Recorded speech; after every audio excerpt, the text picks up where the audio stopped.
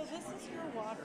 Perfect. We don't use bottled water anymore, so it's been sterilized in the whole Got thing. it. It's a very sort of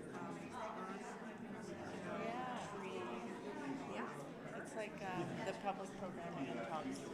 That's their water. Excellent.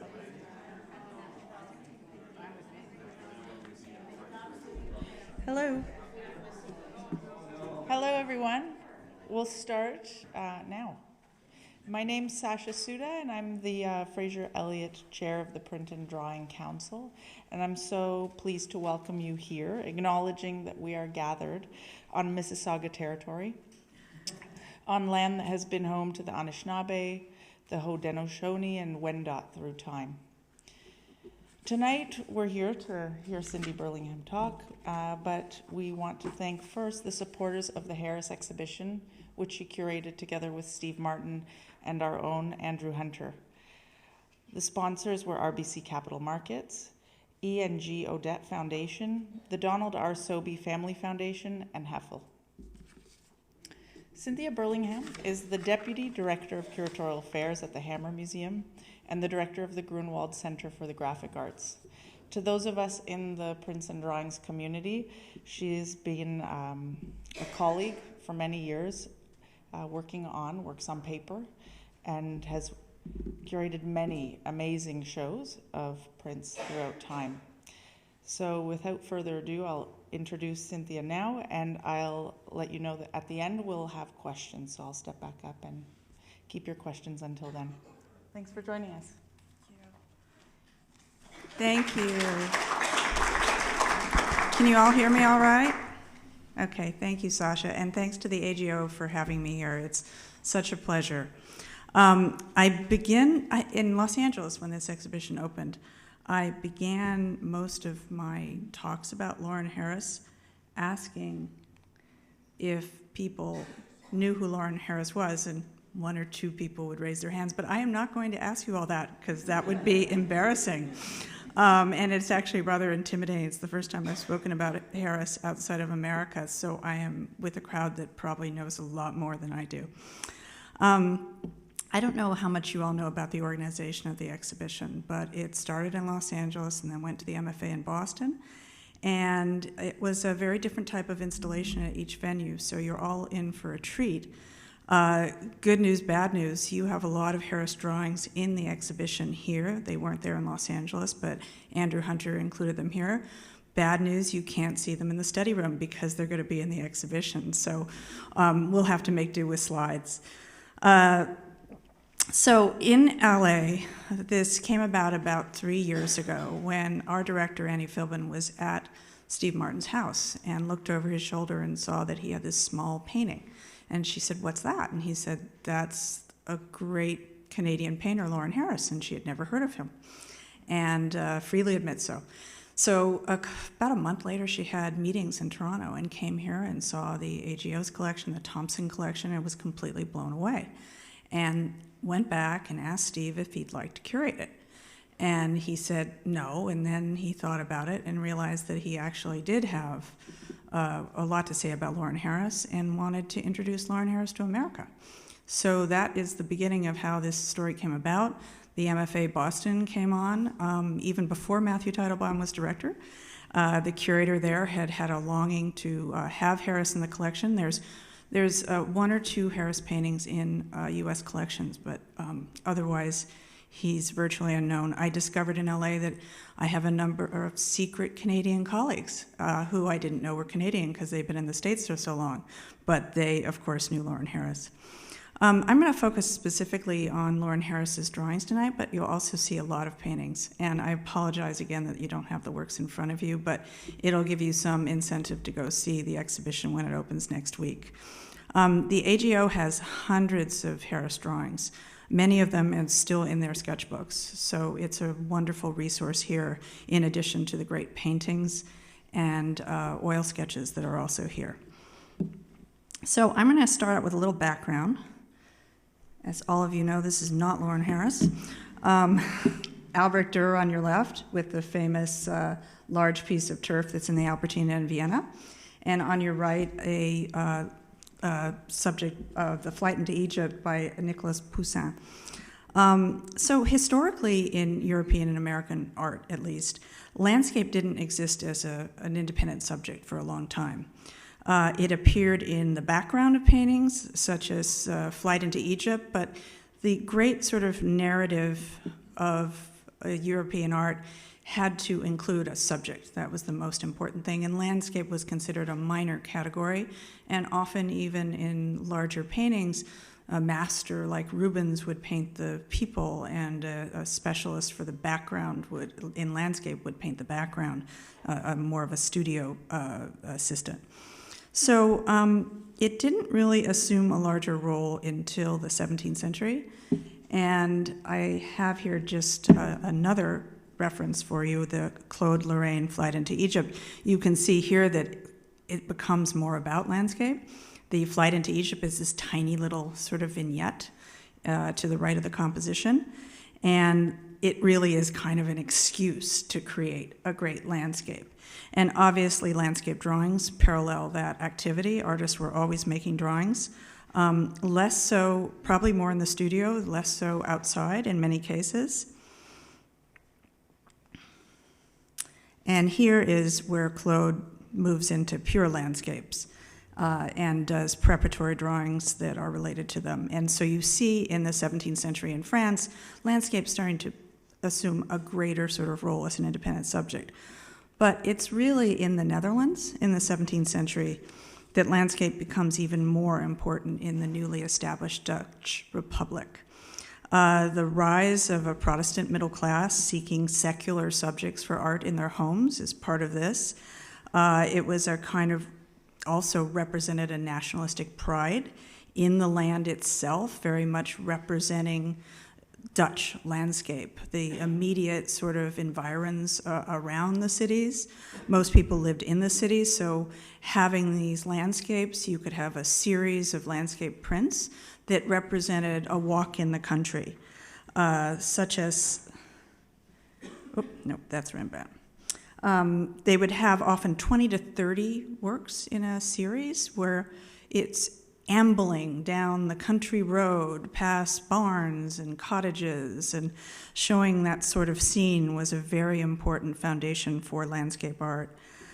The practice of working outdoors to make landscape at that time was relatively new, but it was really part of that growing acceptance of landscape as an independent subject.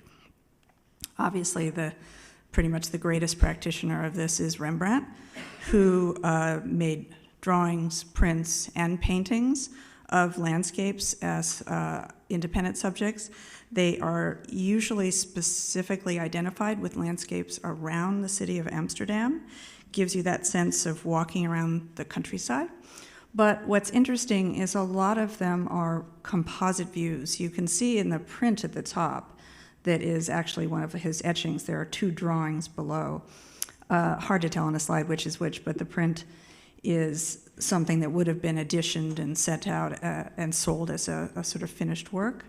So there's this hay barn in the middle, and then on the right is an abandoned castle called Verloren, and on the left is the city of Amsterdam you can see in the far distance. This never would have been something that you could have seen from one single point of view like you do in the etching. So even though it appears very realistic, it's supposed to evoke this sort of topographical feeling of being out in the country. It's actually something that's very much a fantasy, very much an invention. Another important tradition of landscape to think about when you're considering Lawren Harris is this plein air oil sketch idea, which came about in French 19th century painting, where particularly the Barbizon School, where artists who really drew their inspiration directly from nature, and the importance of being in nature was the very significant thing. These are oil studies made out of doors. They're small scale, could be 8.5 by 11, 9 by 12, 10 by 15. And they capture that kind of immediate sense of nature that the drawings do as well. But even though they were sort of preparatory, they were exhibited in the French Salon alongside larger canvases, even if they were considered preparatory works for those. So you get this sense of looking at the history of drawings in landscape and the history of oil sketches. And then we finally come to Harris. So I have here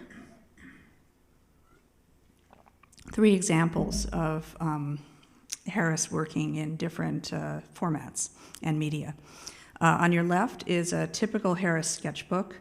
It's open, it's in the AGO's collection. It's open to reveal a drawing. He filled these sketchbooks with landscape drawings that he made in nature itself.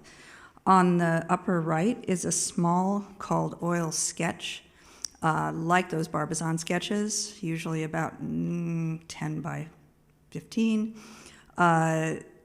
It's something that he made as a preparatory work, not necessarily in the landscape, but has a preparatory work.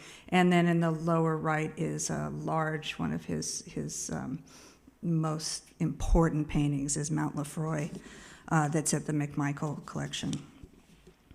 So Harris started, I'll give you this little quote that is from a 1922 exhibition catalog by the Group of 7 to suggest to you the importance of drawing. He said, "It is as impossible to depict the autumn pageantry of our northern woods with a lead pencil as it is to bind our young art with the conventions and methods of other climates and other ages." So much for drawing. He really doesn't seem to care very much for drawing. However, he made hundreds of them. So I always consider that kind of interesting about what he thought about drawing. But in spite of this, at that time, he was thinking about moving forward and really considering this sort of new genre that he was working with. But in the date of this drawing here in 1907, he was in Berlin as an art student. He had a very typical academic training, like most artists of his time. Most of the Group of 7, or at least about several members of the Group of 7, also studied in Europe. He happened to be in Berlin. He had formal art training there that had been standard practice really since the Renaissance. He had a strong foundation in drawing. This was very much part of the training that he would have received at school. He drew from casts and still lifes and the live model, but also spent a lot of time out of doors in various parts of the city. So if you look at this drawing, it's, he's drawing very, very solid, very three-dimensional, really strong modeling, very realistic. He's putting a lot of time and effort and concentration into trying to give you this actual full, strong depiction of this street scene. So when he returns to Toronto, he devoted himself to painting different parts of the city as well as landscapes around all these areas that I'm going to name that I'm sure you all know, Georgian Bay, Algonquin Park, and Lake Simcoe. But he spends a lot of time in the city. As opposed to that drawing that I just showed you in Berlin, he drew these very detailed drawings with copious notes all over them. Moving away from the strong 3D rendering. I mean, it's still a very strong pencil drawing, but he's indicating to himself colors and suggestions about the nature of light. So they're like these kinds of memories for him that he is creating. He and A.Y. Jackson actually called their drawings notes, so it gives you a suggestion of how he views drawings. So most important for the subject of the exhibition that's opening next week are these drawings these paintings of Lake Superior. In 1921, Harris made his first trip to the north shore of Lake Superior. It was a really important site for him. It really struck him that this was the type of landscape that he had been looking for. It was stark and barren. He began to reduce his palette to these blues and these purples and whites. It's interesting because you carry away this idea of Harris being black and white, and they're actually not. There's yellows and purples and blues, and the whites there's so many different kinds of whites. But it is very different from the types of paintings that he was doing in the city. It's this kind of frozen stillness of these lake views with little reference to the time of day or the weather or the season. And he draws and paints this over and over. He drew the same group of dead trees over and over, obviously went to that same site. You can see that the drawing on the left, upper left, is very similar to the final painting. It's pretty schematic. It actually doesn't have the notes. Some of the drawings don't have the little notes. It has a few of them. But there's a number of drawings of these dead trees. And these dead trees turn into the greatest dead tree painting that's ever been made. I mean, it's the most heroic dead tree you can imagine. But when you think about what he's done to create this, he's reduced everything to this kind of essentials. He has a foreground, middle ground, background. He stopped showing a different group of trees. There's not 2 or 3 trees. There's this one majestic tree in the center. And it's really, this is in the National Gallery, and it's just the sort of penultimate painting of this North Shore Lake Superior period. The Harris exhibition that we have opened here, or are opening here next week, focuses on 3 geographical areas and a relatively short period of painting in Harris's life. North Shore Lake Superior, the Rockies, and the Arctic. And they date from about 1921 to about 1934. Harris lived until 1970, so there is a huge amount of Harris that went on after this. And Andrew, in the exhibition upstairs, has actually put a prologue and epilogue to the Harris, the core of the idea of North of exhibition, because we understand very well that audiences in Toronto know Harris and wanted to see this work contextualized in a different way. So you'll see that next week. So Harris made his first trip to the Rockies in 1924 when he went with A.Y. Jackson. He returned again in 1926 and then again for 4 subsequent summers. He hiked in Jasper National Park, Banff, Yoho National Park, Mount Robeson Park in British Columbia, and continued to go a lot of these places throughout his life. And I have also discovered in my research for this exhibition that many Canadian curators are also hikers. And they have written books on hiking and Lawren Harris and the Group of 7, which is humongously important when you are looking at landscapes that depict something you've never seen before. So you see here the typical sketchbook that I showed you. He used the sketchbook throughout his the time he made landscapes. He seems to have stopped using the sketchbook when he became an abstract painter later in his life. But they're all very similar. They're a British company that manufactured this. They're about 7.5 by 9.5. They have a perforated top and those little rounded edges. He seems to have mostly used them horizontally, which makes perfect sense. You're sitting out on top of a mountain, looking at other mountains, and you're drawing a large landscape. And he used them in the field to record these views of mountains and kept them for his entire life. Used them as a sort of point of reference. Again, as you can see, he makes annotations about colors, occasionally about weather conditions. Also has evocative kinds of notes like snow slivers or snow shadow. And it's interesting, I was looking at it, I had just always assumed that he made the notes in while he was sitting there in the landscape, but then started to think that he also probably took it back to the studio and made notes after that. So it's a combination of recording what it looked like then and what he wanted it to look like as he further developed the notes in the studio. This is, again, Mount Lefroy, which is an extraordinary work. One of the things I have to say about this exhibition is when we had all the loan requests going out, and particularly Matthew Teitelbaum was extremely helpful in getting all these loans from all these institutions. I think with one exception, a work that had a conditioner problems that couldn't be sent, we were so successful and had just the most amazing selection of works from the AGO, from the National Gallery, from the McMichael, from Vancouver. When Andrew came and we had unpacked the crates and laid the works around the room, and Andrew came from Toronto, and 9 o'clock in the morning, I opened the door, and he said, "Holy crap."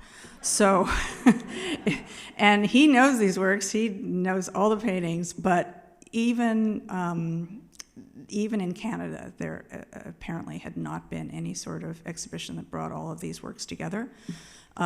Even the retrospective of Harris in 1960 didn't. So it's going to be an incredible treat to, even for many of you, I think, who know the work, to see them all at once. So again, Mountain Lefroy, very much an example of how his landscapes are part of the studio process as much as part of his direct observation of nature. In this case, Mount Lefroy is an actual mountain, but if you can see, he's made it into a masses of geometrical shapes. It's very streamlined, like a Leger painting. It's significantly elongated and tapers elegantly to that crest of the mountain. The colors are reduced to this kind of symbolic triad of blue, white, and yellow. So it's not found in nature. He's transformed it. And in many cases, you can see the processes of his transformation through the drawings and the oil sketches that he made. You can see he plays around with, is there a cloud over the mountain? Is there a smaller mountain to the left? He takes it in, takes it out, puts it back in. The drawing on the lower left is squared for transfer, which indicates that he did use drawings to transfer his work to canvas. And if you look at this is one of the drawings. They're not dated, so it's very hard to tell which was made when, but you can see that this drawing on the left, which is probably pretty early on, shows Mount Lefroy more as it really exists in life. It's a much squatter, fatter, less attractive mountain. He definitely perked it up. So that his interest is, I think his son said that he made paintings that stood for all mountains. So this is another great painting at the University of Toronto, Isolation Peak, dates to about 1929. And you can see this process of refinement again here. In this case, Isolation Peak is not an actual mountain. It's very confusing because there is an isolated peak, and but it's not the same thing. He did, however, draw inspiration. On the left is an actual photograph of Mount de Poilus, and it doesn't actually look like a photograph, unfortunately, up there. It looks like a painting, but it's not. But you can see that this was a source for the painting. You see a preparatory painting on the right that looks like a pretty straightforward representation of that mountain. But that rocky outcropping on the left was very much a source for the painting and a source for another bunch of paintings. But look at the, see the ice field, the glacier fields in front? That doesn't exist in real life or in that sketch, but you find it in his sketchbooks with other mountains, some identified, some not. At a certain point, you stop trying to identify the mountains in these hundreds of sketchbooks because mountains look different in different points of view. But you can see this glacier field in the mountain. One of those is called Isolated Peak, just to confuse us. So you can see how in this drawing and in this oil sketch, he incorporated the glaciers from one scene with that rocky outcropping from another. And meanwhile, that very triangulated shape of the mountain itself is him just making this kind of great geometric shape out of what was existing in nature. He's still trying to figure out the color. He's making these notations. He's experimenting with that kind of aura going around the mountain. This is another similar canvas and has those glacier fields in front of us. In front of it has related drawings to it. And if you look at these great paintings together, both of which are in the exhibition upstairs, you can see these kinds of similar elements. That rocky outcropping is different in the one on the left called Mountains and Snow. Both of them have these glacier fields. Glacier fields are not necessarily purple or green. But he provides this wonderful kind of road into this majestic sort of scene that also wouldn't have existed, obviously. So in 1930, Harris went to the Arctic, and I had always assumed that Harris went to the Arctic frequently, just given the nature of his work. But he didn't. He went to the Arctic once on a 2-month sketching trip with A.Y. Jackson. And they traveled aboard the SS Beothic, which is a Royal Canadian Mounted Police supply ship. So in contrast to all the other sketching trips they took at Lake Superior and the mountains, they weren't in control of their own schedule. Somebody else's was determining what they do, and also they had weather. They could only go ashore when the timing and the weather was right, and their schedules were kind of, out of their hands. They were crowded in a small cabin. They were seated on their bunks, and there was only a porthole to let in the light, and sometimes they couldn't land at all on various sites. So they made drawings from the ship itself. And Harris also, on this occasion, sometimes had time just to take some rapid notes, as he says, and when he says notes, we're not sure if he means notes or drawings. But he also took photographs, and there's a number of those in the exhibition as well, which, of course, makes perfect sense when it's freezing cold and you don't have any time. You just take a photograph. What's unusual about this trip, though, is that there are drawings of actual people. And he did land and made sketches in many cases of the Inuit people that he met.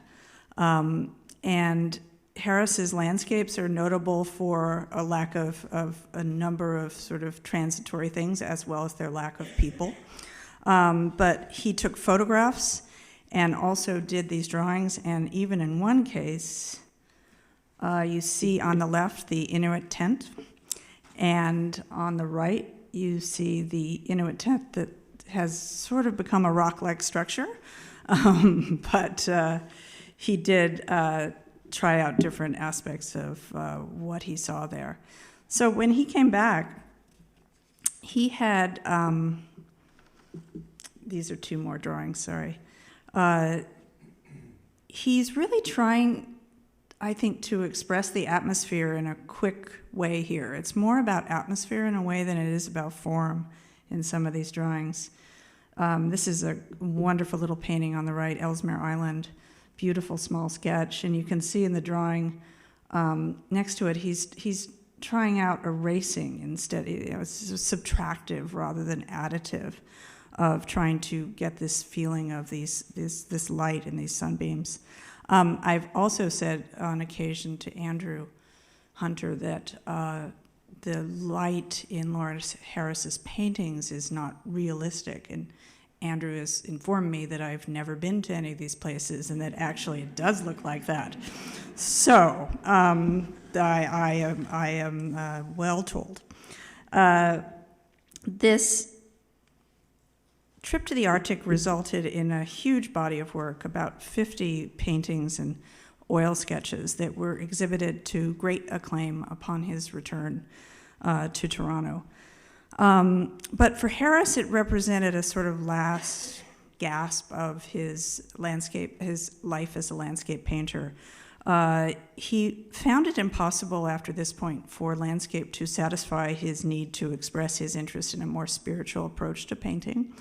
And he, in 1934, became actually exclusively an abstract painter.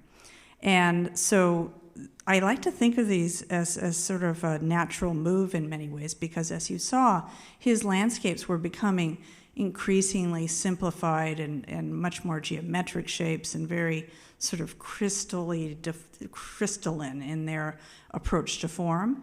And so he departed from that and moved more into the studio with his abstract paintings, but he still continued to visit the mountains, and he still continued to do sketches as well, pencil sketches. But it's interesting why he was, he had all new directions in his life. I mean, unfortunately, he left his wife for his best friend's wife at the same time, moved to New Hampshire, was at Dartmouth for 4 years, then moved to New Mexico, and finally came back to Canada, but not to Toronto. He went to Vancouver for the rest of his life. And it's interesting because he really disappointed people. I'm sure he really disappointed people in his social circle, but in his greater circle in Canada, he disappointed people because he no longer wanted to paint these landscapes. And people felt like Harris was Canada. He represented the national landscape, this essential Canadian vista that he had become so known for. But like many artists, he didn't want to stay the same. He wanted to push on. He wanted to continue to follow his own path. And when he went to Vancouver, he was more able to do that. He was very important for a number of artists in Vancouver. He was a real artist. He really believed in being an artist. He was wealthy enough, independent enough that he could support other artists, and became a true force behind what was happening in that scene. But I like to think, even though the story of his landscape paintings ends here, these kinds of this, like this drawing, this wonderfully sort of wispy, evocative, hardly anything there drawing, kind of represents his last moments of trying to capture the Canadian landscape. Happy to have questions, and thank you very much.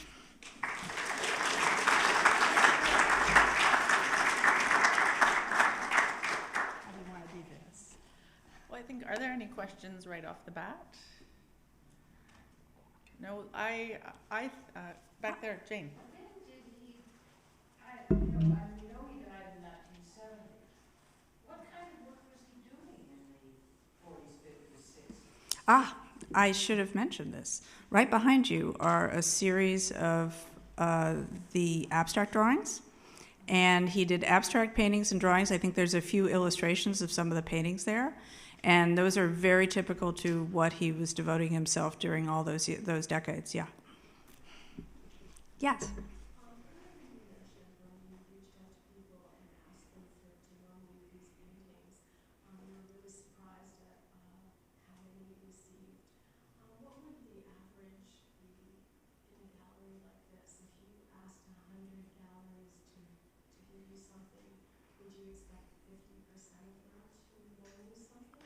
Oh, that's such an interesting question. The question was, in an average situation, how many loans would you expect to get? If you asked for 100 loans, how many would you get? It varies so much. Well, I think I was so surprised because we aimed so high. You know, it made me very nervous, actually, having them all in our galleries in Los Angeles. I felt like the entire cultural history of Canada was, sitting in our galleries, and I wanted to sleep there just to make sure everything was okay. And it was, I think, because people, and we had mostly institutional loans, but everyone was so excited that this exhibition was happening. And especially, I think that Steve wanted to introduce Harris to America, that they were all, hey, we're in. And also because we avoided the Canadian sesquicentennial that is coming up very soon, and got them all home in time. So, yeah.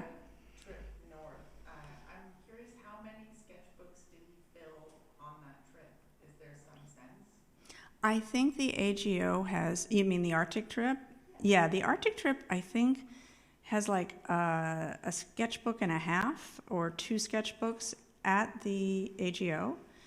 And then Vancouver has a lot of drawings, and the National has a lot of drawings.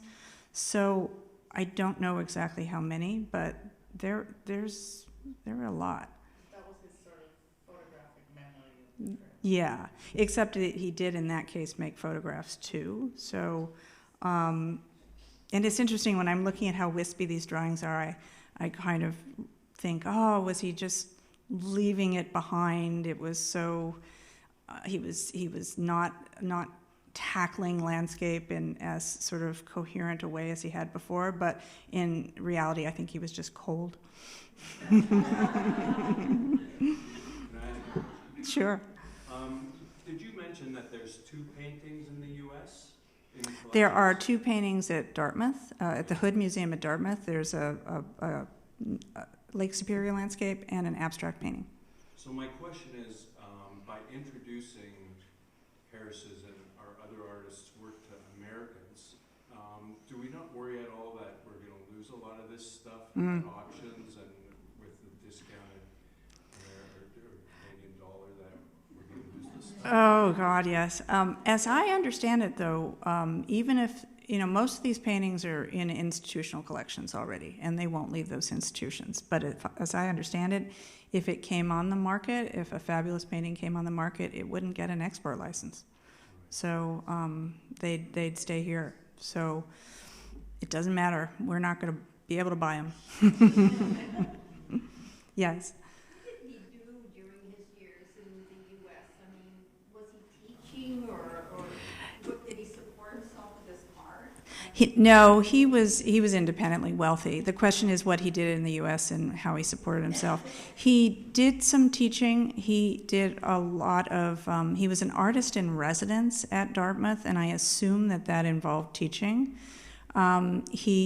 He organized, he provided sage advice to young artists, and was very much a part of the Transcendental movement in New Mexico, but he didn't need to work at a regular job. He could paint all he wanted, but he was an organizer. He was very much a leader in artistic communities throughout the Southwest and beyond.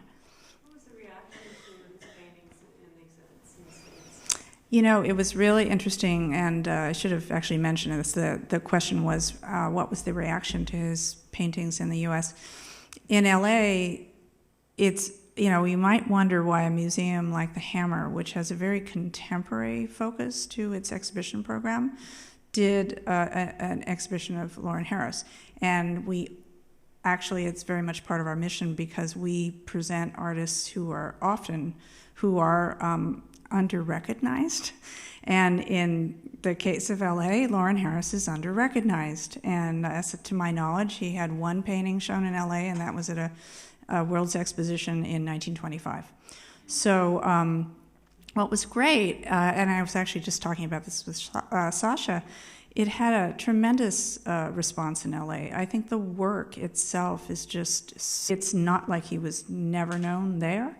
He was, but it's just a generation or 2 that had forgotten about it. So what happened there was the Harris exhibition took place in a gallery that was right next door to the MFA's Modern American Gallery. So he was paired with artists like Arthur Dove and Georgia O'Keeffe, and it was really fantastic. Yes? You mentioned that the presentations or the exhibits in each of the 2 U.S. cities were different. Did that make an impact on the way it was received? I think every museum plans according to their audiences, and there's different practices. Sometimes curators at institutions, when they're taking your exhibition, they don't actually want the organizing curators to come, and they say stay away. In this case, it wasn't like that at all, but I always, when I've organized a show in my own museum, I really defer a lot to the people who are taking the show because they know their galleries, the curators, they know their audiences, they know their galleries. So in LA, we decided to not show any drawings, to not show work outside of this very specific period, and that we just wanted people to come upon Harris as a painter on his own, in a way. Less context, less here's who you should see him with. okay, you've never seen him before, but this is the best Lawren Harris of this period. That's what we believe. And then again in Boston, presented him more in a context of Northeast American painters. And then here in Toronto is a prequel and sequel of what Andrew has done to contextualize him for Toronto audiences. So, you don't know because you only do it once, but that's what we thought would be most successful. Yes. I missed the first part, so if you already told the crowd, forget it. So how did Steve Martin come into this? Oh, I did tell it, but I'll tell it again briefly. Is our director, Annie Philbin, was at a dinner party at Steve's house and was introduced to the work of Lawren Harris, and then she came here, saw Lawren Harris paintings, and asked him to curate it. Yeah. I think we'll take one more question. Oh, got one right there. Did he live by selling his paintings, or was the family independently wealthy? Harris? He was I've forgotten the name. Thank you. Yes, large manufacturing company.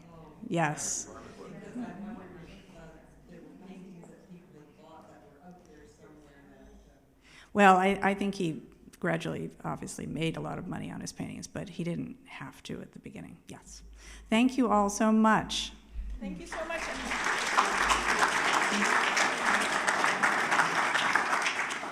Before you all go, thank you for coming and joining us for part of our Close Encounters series. We're called Close Encounters because you can actually encounter real works of art. Many of you that are regulars know that.